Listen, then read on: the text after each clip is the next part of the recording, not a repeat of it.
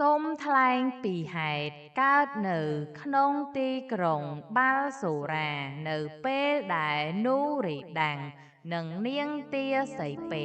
បានគេចរួចពីសេចក្តីពិរោធក្រេវក្រោធនៃព្រះករុណាលោកអនុសេនីយ៍តូក្រុមរក្សាព្រះអង្គបានទៅដល់គោះទ្វារនូរីដាំងប៉ុន្តែឥតមាននរណាចេញមកបើកទ្វារសោះទើបលោកអនុសេនីយ៍តូបុកទម្លុះទ្វារបណ្ដាពួកទាហាននាំគ្នាស្ទុះចូលទៅក្នុងផ្ទះដើររកគ្រប់គៀនកោះកន្លៀតផ្ទះតែឥតមានឃើញនូរីដាំងនិងនាងទាសីសោះលោកអនុសេនីយ៍តូបង្គាប់ឲ្យគេសួរអ្នកជិតខាងផ្ទះនូរីដាំងក្រែងបានឃើញនូរីដាំងនិងទាសីពែឯអ្នកចិត្តខាងទាំងអស់នោះបានឃើញជនទាំងពីរនាក់រត់ចេញពីផ្ទះដែរតែដោយសារគេធ្លាប់រាប់អាននូរីដាំងគ្រប់គ្នាគេក៏មិនបានពោលពាក្យបង្ខុសនូរីដាំងទេនៅពេលដែលពួកទាហានកំពុងរើទ្រព្យសម្បត្តិចេញពីក្នុងផ្ទះព្រមទាំងរលើងផ្ទះចោលចេញលោកអនុសេនីយ៍តូនាំដំណឹងនេះយកទៅថ្វាយព្រះករុណាព្រះករុណាទ្រង់ត្រាស់តបលោកអនុសេនីយ៍តូវិញថាចូលនាំគ្នាដើររកគ្រប់កន្លែងដែលវាពួននៅខ្ញុំចង់ឲ្យលោកយកវាមកឲ្យខានតែបានលោកអនុសេនីយ៍តូដើររុករកនូរីដាំងនិងនាងទាសីនោះជាថ្មីម្ដងទៀតព្រះករុណាបង្គាប់ឲ្យលោកសាអ៊ុយត្រឡប់ទៅផ្ទះវិញដោយកិត្តិយសហើយមានព្រះរាជបន្ទូលទៅកាន់លោកសាអ៊ុយដូចនេះថាចូលលោកអញ្ជើញត្រឡប់ទៅគេហដ្ឋានលោកវិញចុះសូមលោកកុំបារម្ភពីទណ្ឌកម្មនូរីដាំងខ្ញុំនឹងសងសឹកសេចក្តីឃោរឃៅនូរីដាំងដោយខ្លួនខ្ញុំដើម្បីចាត់ឲ្យបណ្ដាជនទាំងអស់រុករកនូរីដាំងព្រះករុណាទ្រង់ត្រាស់បង្គាប់ឲ្យគេឃោសនាពេញទីក្រុងថាទ្រង់ព្រះរាជទានប្រាក់ចំនួន1000ដុំមាសដល់អ្នកបានឃើញព្រមនាំនូរីដាំងនិងនាងទាសីពែយកមកថ្វាយព្រះករុណាហើយទ្រង់នឹងធ្វើទោសជាទម្ងន់ដល់អ្នកដែលបានលាក់ជនទាំងពីរនាក់នោះប៉ុន្តែទោះបីព្រះករុណាប្រុងប្រយ័ត្ននឹងទ្រង់ចាត់ឲ្យគេរកនូរីដាំងដោយម៉ត់ចត់យ៉ាងណាក៏ដោយក៏ព្រះករុណាគ្មានបានជ្រាបដំណឹងអ្វីតិចតួចសោះចំណែកលោកសាអ៊ុយក៏បានស្បើយទុក្ខដោយបានឃើញព្រះករុណាទ្រង់ចុះចូលជាបក្សពួកលោកឯនូរីដាំងនិងនាងទាសីពែបានធ្វើដំណើរលឿនទៅមុខទាំងប្រកបដោយជ័យជោគវាសនាជាដរាបក្រោយបំផុតមកគូសង្សារទាំងពីរនាក់បានទៅដល់ជិតទីក្រុងបាដាតនាយនាវាមានសេចក្តីសោមនស្សកាលបើបានធ្វើដំណើរហៀបដល់ទីក្រុងបាដាតនាយនាវាក៏បាននិយាយប្រាប់ពួកនាវាចោថាអ្នកទាំងអស់គ្នាគប្បីសប្បាយចិត្តចោះនេះហើយជាទីក្រុងមួយធំចម្លែកអស្ចារ្យនៅទីក្រុងនេះហើយដែលតែងតែមានការប្រឡងប្រជែងទូទៅជាអចិន្ត្រៃយ៍នៃតំបន់ទាំងអស់ក្នុងពិភពលោកអ្នករាល់គ្នានឹងបានឃើញបណ្ដារាច្រើនកកត្រៀបត្រារាប់ពុំបានម្យ៉ាងទៀតនៅក្នុងហិមន្តរដូវអ្នកនឹងមិនបានប្រទះជួបឱកាសត្រជាក់ដែលអត់ធន់ពុំបាននោះទេហើយនៅក្នុងគិហៈរដូវកម្ដៅថ្ងៃក៏មិនជាខ្លាំងហួសប្រមាណដែរអ្នកនឹងសោមនស្សដោយសាររដូវលំហើយតែងតែស្ថិតនៅជាប់ជានិច្ចឯរុក្ខជាតិទាំងឡាយក៏មានផ្កាផ្លែក្រអូបឈ្ងុយឈ្ងប់និងឲ្យជារសយ៉ាងក្រៃលែងក្នុងរដូវនោះ កាលណានាវាបានទៅឈប់ចំណតនៅខាងឯទីក្រុងបន្តិចហើយអ្នកនាវាចរទាំងឡាយសំដៅទៅគេហដ្ឋានរៀងរាល់ខ្លួនឯនូរេដាំងបានចំណាយប្រាក់5ដុំមាសក្នុងការធ្វើដំណើរនោះនូរេដាំងក៏បាននាំនាងទាសីពែឡើងមកលើគោកដែរដោយហេតុមិនដែលមកទីក្រុងបាដាតនេះសោះបានជានូរេដាំងមិនដឹងជាទៅខាងណានឹងរកគេហដ្ឋានឈ្នួលឃើញយុវជននិងយុវតីទាំងពីរនាក់នាំគ្នាដើរក្នុងសួនច្បារជាច្រើននៅដង្ហែតាមមាត់ទន្លេទីគ្រីអស់ពេលជាយូរក្រោយមកក៏ដើរទៅក្បែរសួនច្បារមួយមានកំផែងព័ទ្ធជុំវិញកាលបើបានដើរទៅដល់ផុតចុងសួនច្បារនោះហើយនូរេដាំងនិងនាងទាសីពែនាំគ្នាកាត់ចូលទៅផ្លូវថ្នល់ក្រាលថ្មមួយវែងបានប្រទះជួបមាត់ទ្វារសួនច្បារមានម៉ាស៊ីនទឹកមួយនៅជិតនោះផងទ្វារនោះល្អវិចិត្រតែបិទជិតនៅមាត់ទ្វារនោះមានរោងមួយបើកចំហមានកៅអីវែងសងខាងនូរេដាំងឃើញរោងនោះហើយនិយាយទៅកាន់នាងទាសីពែថានេះណែជាកន្លែងស្រួលគួរសមណាស់យប់កាន់តែចិត្តណាស់ហើយយើងក៏បានបរិភោគរួចជាស្រេចនៅពេលមុនចុះពីលើនាវាហេតុដូច្នេះបានជាខ្ញុំចង់ឈប់សម្រាកនៅកន្លែងនេះមួយយប់សិនលុះព្រឹកឡើងសឹមយើងដើររកផ្ទះសំណាក់ទៀតតើនាងមានបំណងដូចខ្ញុំដែរឬនាងទាសីពែឆ្លើយថាខ្ញុំប្រតិបត្តិតាមបំណងលោកទាំងអស់ប៉ុន្តែបើលោកនឹងប្រាថ្នានឹងសំណាក់នៅយុគនេះមែនសូមលោកកុំទៅឲ្យឆ្ងាយពីកន្លែងនេះឲ្យសោះរួចនាំគ្នាផឹកទឹកម៉ាស៊ីនហើយឡើងទៅទទួលទានដំណេកនៅលើកៅអីវែងមួយមុននឹងទទួលដំណេកលក់បុរសស្ត្រីទាំងពីរនាក់និយាយជជែកគ្នាអស់ពេលជាយូរក្រោយមកទើបនាំគ្នានិន្ទ្រាលក់ស្ងប់ឈឹងលើតែសូរទឹកម៉ាស៊ីនហូរមិនឈប់ឈរសួនច្បារនោះគឺជាព្រះរាជទ្រព្យរបស់ព្រះបាទកាលីនៅចំកណ្ដាលសួនច្បារមានសាលាមួយធំឈ្មោះថាសាលាវិចិត្រកម្មពីព្រោះជាគោលគ្រឿងលម្អនៃសួនច្បារនោះគឺគំនូរពណ៌របៀបពែដែលពួកវិចិត្រករពែបានរចនាតាមព្រះរាជបញ្ជានៃព្រះបាទកាលីសាលានោះមានសន្តានដូចជាសាឡុងល្អដ៏វិចិត្រមានចោះបង្អួចដល់ទៅ80ផ្លែនៅនឹងបង្អួចមួយមានព្យួរគោមរយ៉ាមួយគេអុជគោមរយ៉ានោះនៅពេលព្រះបាទកាលីទ្រង់យាងមកប្រពៀតក្នុងពេលរាត្រីនិងក្នុងវេលាឱកាសស្ងប់ឈឹងពន្លឺគោមរយ៉ាចាំងលេចធ្លោដែលគេគុនមើលពីទីវាលស្រែមកកន្លែងសួនច្បារ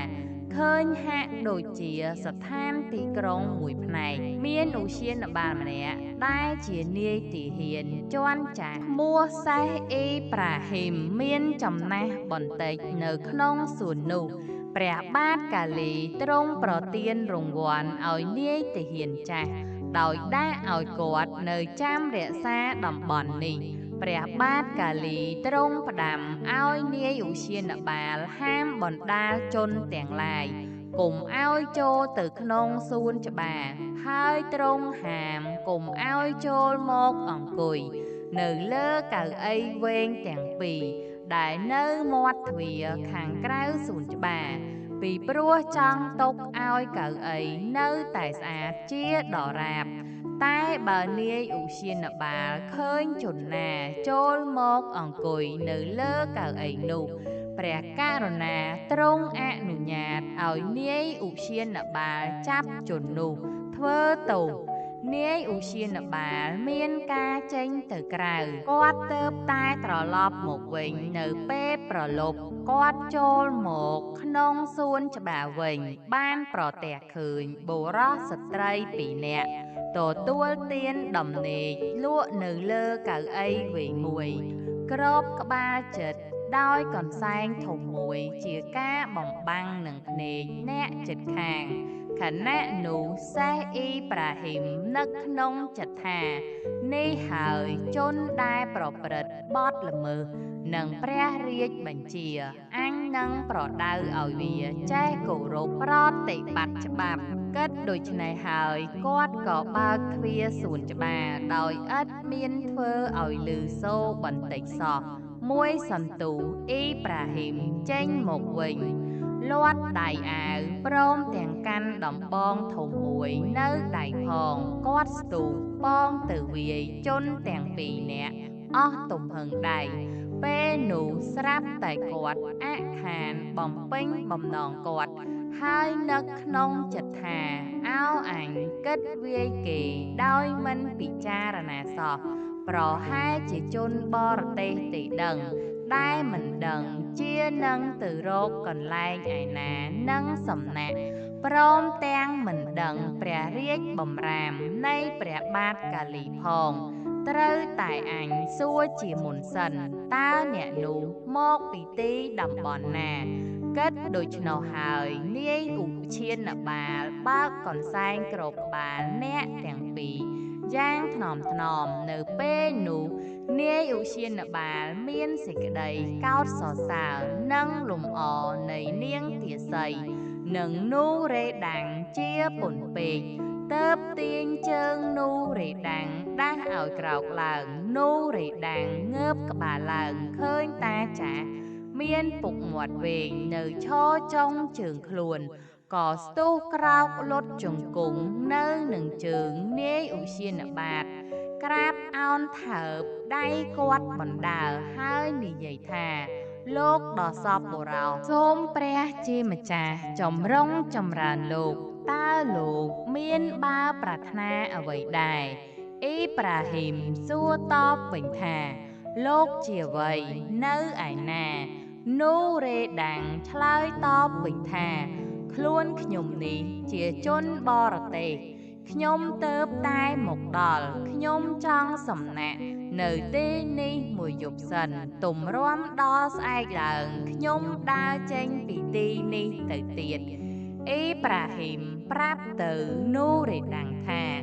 លោកនៅទីនេះមិនបានទេចូលមកតាមខ្ញុំនឹងឲ្យកន្លែងលោកសំណាក់យ៉ាងស្រួលហើយលោកបានឃើញក្បាច់លំអនៃសួនច្បារពីព្រោះនៅថ្ងៃនៅឡើយទេលោកនឹងរីករាយចិត្តមិនខាននូរេដាំងសួរទៅនាយឧទ្យានបាលថាសួនច្បារនេះជារបស់លោកឬអ៊ីប្រាហ៊ីមឆ្លើយថាបាទសួនច្បារនេះជារបស់ខ្ញុំមែនជាគេមរតកដែលខ្មោចឪពុកបានចែកមកឲ្យចូលលោកនាំគ្នាចូលមកចោះលោកនឹងសប្បាយចិត្តដោយបានឃើញសួនច្បារនោះមិនខាននូរេដាំងក្រោកឡើងទទួលអំណរអគុណនិងចិត្តស្លូតត្រង់នៃនាយឧទ្យានបាលហើយនាំនាងទាសីពែចូលទៅក្នុងសួនច្បារអ៊ីប្រាហ៊ីមបិទទ្វារសួនច្បារទៅវិញរួចដើរទៅខាងមុខអ្នកទាំងពីរនាក់ដែលគាត់នាំចូលទៅកន្លែងមួយជនទាំងពីរនាក់បានប្រទះឃើញរបៀបរៀបរយនិងលំអនៃសួនច្បារនៅក្នុងទីក្រុងបាល់សូរ៉ានូរេដាំងធ្លាប់បានឃើញសួនច្បារយ៉ាងល្អជាច្រើនតែមិនបានឃើញសួនច្បារណាមួយល្អស្មើនឹងសួនច្បារនេះឡើយកាលបើនូរេដាំងបានពិនិត្យមើលសួនច្បារព្រមទាំងបានដើរកាត់តាមផ្លូវតូចនៅក្នុងសួនច្បារនោះរួចហើយនូរេដាំងងាកទៅសួរនាយឧទ្យានបាលដែលបានដើរជូនមកនាយឧទ្យានបាលក៏ប្រាប់ឈ្មោះគាត់ នូរេដាំងសួរទៀតថាលោកអ៊ីប្រាហ៊ីមខ្ញុំសូមជម្រាបថាសួនច្បារនេះល្អអស្ចារ្យណាស់សូមឲ្យព្រះជាម្ចាស់គាំពៀសួនច្បារនេះឲ្យបានគង់វង្សនៅបានយូរអង្វែងយើងទាំងពីរនាក់អរគុណនឹងលោកយ៉ាងក្រៃលែងដោយលោកបាននាំយើងឲ្យបានឃើញអច្ឆរិយវត្ថុដែលយើងមិនគួរនឹងបានឃើញហេតុនេះគប្បីតែយើងតបស្នងសងគុណលោកវិញដោយដាច់ខាតសូមលោកយកប្រាក់ពីដុំមាសនេះទៅទិញម្ហូបអាហារយកមកទទួលទានកំសាន្តសប្បាយទាំងអស់គ្នាបានឃើញប្រាក់ពីដុំមាសនាយឧទ្យានបាលដែលជាអ្នកស្រឡាញ់លោហៈធាតុនេះក៏នឹកអសើចតែក្នុងពោះគាត់ទទួលយកប្រាក់មាសទុកឲ្យជនទាំងពីរនាក់នៅតែពីរនាក់គាត់ចេញទៅបំពេញករណីយកិច្ចរបស់គាត់តែម្នាក់ឯងនៅពេលនោះអ៊ីប្រាហ៊ីមនឹកក្នុងចិត្តថានេះហើយជាជនសប្បុរសអញខុសធំណាស់បើសិនជាអញលយធ្វើបាបនឹងបណ្ដេញបំបោបងគេចេញអញនឹងទិញម្ហូបអាហារឲ្យអស់តែមួយដុំមាសប៉ុណ្ណោះហើយអញធ្វើឲ្យគេបរិភោគយ៉ាងឆ្ងាញ់របៀបដូចជាស្ដេចនៅសល់ប៉ុន្មានត្រូវតែទុកជាកម្រៃសម្រាប់កម្លាំងអញនឿយហត់កាលបើអ៊ីប្រាហ៊ីមចេញទៅទិញម្ហូបអាហារយកមកជប់លៀងជនទាំងពីរនាក់បាននាំគ្នាដើរលេងពេញក្នុងសួនច្បារបានដើរទៅប្រទះជួបនឹងសាលវិចិត្រកម្មដែលស្ថិតត្រដែតនៅចំកណ្ដាលឧទ្យានអ្នកទាំងពីរបានឈប់សង្កេតសរសើរក្បាច់ទម្លុះមើលទំហំនិងកម្ពស់នៃសាលានេះរួចក៏ដើរជុំវិញគយគន់រំពៃគ្រប់ជ្រុងសាលាក្រោយមកឡើងតាមជណ្ដើរថ្មកែវសំដៅទៅទ្វារសាលាបិទជិតរួចនូរេដាំងនិងនាងទាសីពែនាំគ្នាត្រឡប់ចុះមកវិញជួនជាពេលនោះអ៊ីប្រាហ៊ីមទើបតែមកពីទិញម្ហូបអាហារដែរនូរេដាំងសួរទៅអ៊ីប្រាហ៊ីមទាំងងឿងឆ្ងល់ដូចនេះថាពីមុនលោកប្រាប់ខ្ញុំថាចុះសាលាល្អវិចិត្រនេះជារបស់លោកដែរឬខណៈនោះនាយឧទ្យានបាលនឹកស្មានថានូរេដាំងមិនសួរដល់ទៅម្លឹងក៏ហាក់ដូចជារុញរាមិនហ៊ានឆ្លើយភ្លាម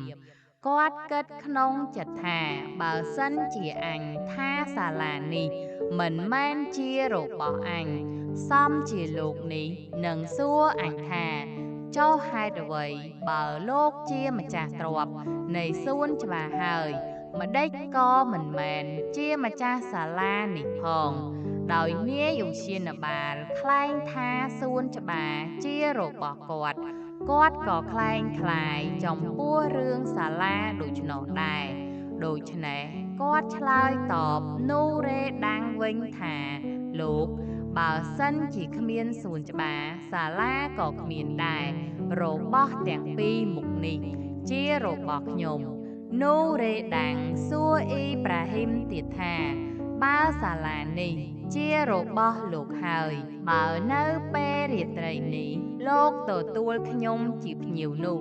ខ្ញុំសូមអង្វរលោកឲ្យជូនខ្ញុំចូលទៅមើលនៅក្នុងសាលាផងពីព្រោះមើលតែពីខាងក្រៅសាលានោះល្អវិចិត្រអស្ចារ្យណាស់ទៅហើយចុះចំណងបើនៅខាងក្នុងល្អយ៉ាងណាទៅបើសិនជាអ៊ីប្រាហ៊ីមមិនព្រមទទួលសេចក្តីអង្វររបស់នូរេដាំងទេនោះអ៊ីប្រាហ៊ីមហាក់ដូចជាមនុស្សមិនប្រកាន់ពាក្យសម្ដីសោះពីព្រោះពីមុនមកគាត់បានកុហកជ្រុលទៅហើយម្យ៉ាងទៀតគាត់គិតឃើញថាព្រះបាទកាលីក៏មិនបានទ្រង់ត្រាស់បង្គាប់បំរើឲ្យមកប្រាប់គាត់ ជាមុនដូចធម្មតាដែរហេតុនេះគាត់គិតថាព្រះបាទកាលីនឹងមិនយាងមកនៅពេលរាត្រីនេះឡើយដូច្នេះគាត់អាចជប់លៀងភ្ញៀវគាត់បានដោយសេរីអ៊ីប្រាហ៊ីមដាក់ម្ហូបអាហារដែលគាត់បានកាន់យកមកនេះនឹងកម្មជណ្ដើរលើគេបង្អស់ហើយចុះមកយកកូនសោសាឡានៅក្នុងទីលំនៅគាត់រួចត្រឡប់ទៅវិញទាំងកាន់ចង្គៀងមួយផងបើកទ្វារសាលាភ្លាមនូរេដាំងនិងនាងទាសីពះដើរចូលទៅក្នុងសាលាជនទាំងពីរនាក់ភ័ន្តភាំងពន់ពេកកាលបើបានទៅដល់ក្នុងសាលានាំគ្នាសង្កេតមើលលំអនៃសាលានិងគ្រឿងចម្លែកតាំងនៅក្នុងសាលាមើលហើយមើលទៀតដោយឥតមានធុញទ្រាន់សោះតាមពិតមិនបាច់ពោលពីវិចិត្រកម្មទេដែលល្អក្រៃលែងណាស់ទៅហើយសូម្បីតែកៅអីវែងក៏ល្អវិចិត្រណាស់ដែរឯគោមរយ៉ាព្យួរនៅមាត់បង្អួចមានដៃធ្វើអំពីប្រាក់នៅដៃមួយមានទៀនមួយនូរេដាំងមិនអាចមើលវត្ថុទាំងនោះដោយឥតមាននឹករលឹកដល់ពេលដែលខ្លួនបានកើតមកក្នុងសន្តានអ្នកមានជ័យជោគវាសនាហើយមិនខាននឹងដកដង្ហើមធំឡើយនៅពេលនោះអ៊ីប្រាហ៊ីមលើកម្ហូបអាហារមកដាក់លើកៅអីវែងមួយពេលណារៀបចំម្ហូបអាហាររួចស្រេចហើយនូរេដាំងនាងទាសីពះនិងអ៊ីប្រាហ៊ីមនាំគ្នាអង្គុយបរិភោគអាហារនោះទាំងអស់គ្នាកាលបើទទួលទានព្រមទាំងលាងដៃរួចស្រេចហើយនូរេដាំងបើកបង្អួចមួយហៅនាងទាសីពះថាចូលនាងខិតមកជិតខ្ញុំយើងនឹងនាំគ្នាមើលលំអនៃសួននៅកណ្ដាលពន្លឺព្រះច័ន្ទគ្មានអ្វីល្អជាងសួនច្បារនេះទេនាងទាសីពះក៏ចូលទៅជិតនូរេដាំងនាំគ្នារីករាយចិត្តនឹងទស្សនីយភាពនោះឯអ៊ីប្រាហ៊ីមលើកម្ហូបអាហារសំណល់ថយចេញអស់